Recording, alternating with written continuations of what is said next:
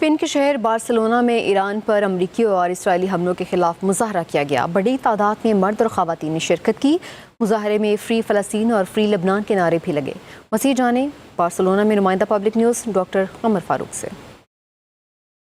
Free فلسطین اور boycott اسرائیل اور بائیکاٹ امریکہ، یہ نعرے آپ میری بیک سائڈ پر سن رہے ہیں، اور میں اس وقت کھڑا ہوں بارسلونا کے دل میں، یعنی کہ میرے ایک طرف صدر ہاؤس ہے اور دوسری جانب میئر ہاؤس ہے، بلدیہ عظمی بارسلونا ہے۔